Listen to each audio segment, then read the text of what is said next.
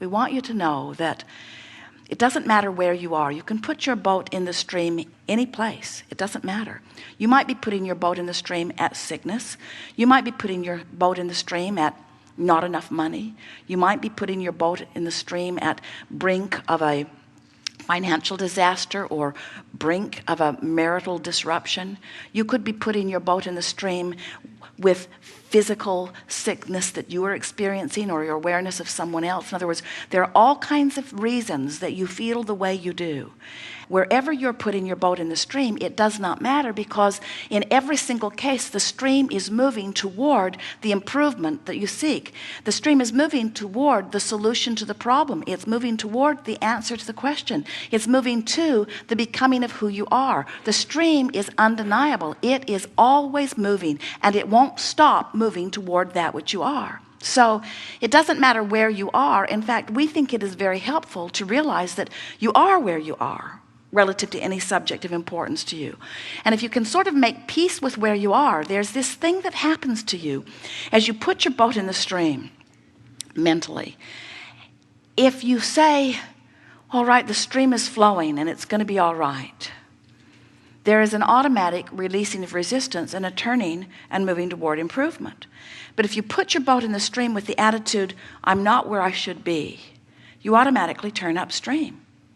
If you put your boat in the stream and say, I should have known better, upstream you go. I should do better, upstream you go. Even if you put your boat in the stream and you say, I'm going to try really hard, upstream you go. Feel the difference between, I have a sickness and I'm going to find a way to heal myself, upstream, upstream, upstream, and I am where I am. My physical body isn't where I want it to be, but it's going to get better. Or I am where I am, and I want things to be better.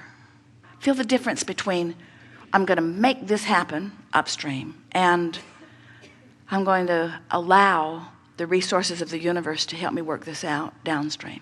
It does not matter where anyone is relative to anything that they want, because these things are always true. Everything that you are living has caused you to ask for more, and that more is already accomplished vibrationally. You just got to chill out. You just got to relax. You just got to let go. You've just got to stop trying so hard. You've just got to stop defending why you want it by explaining how bad it is without it. Every time you're justifying or defending or rationalizing, you're pointing upstream. Even Esther, with all that she hears from us, sometimes will get stuck on the rightness of an issue rather than how the thought she's thinking feels. She'll say, oh, come on, Abraham, you got to give me this one. You know I'm right. You know that what happened here was wrong. You know that that should not have been that way. And we say, we're sure you could poll most of the world, and much of the world would agree with you. Maybe even more would agree with you than would disagree with you. Maybe almost all would agree with you, but it doesn't make any difference. Rightness is not the issue. Alignment is the issue. And every time you push against anything, you are depriving yourself of what you want. There is a war against cancer, a war against drugs, a war against terrorism, a war against poverty, a war against, and every one of them getting bigger. Because you cannot push against what you do not want and be a vibrational match to what you do want. They are two opposite ends of the stick. When you pick up the stick that says money, on one end of it is plenty of money, on the other end of it is not nearly enough money, and the end of the stick with plenty of money feels entirely different than the end of the stick with not enough money. And you got to know that the way you feel when you activate the thought of money is your indication of which end of the stick you're on, you see.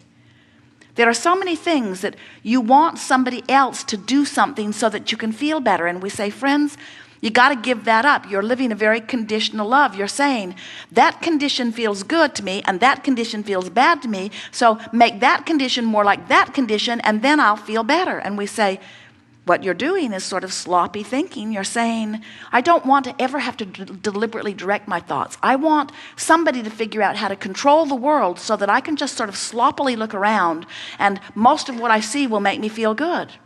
And we say, that isn't what you want at all. You want the variety, and you want the discipline to turn your thoughts toward those things that are a vibrational match to who you really are. You want to use your willpower. You want to use your determination. You want to use your resources, your faculties. You want to use your valor. You want to use everything that you've got girded up. You want to use that toward directing thought. If you will direct your thought toward the things that feel good, you will have not a problem in the world.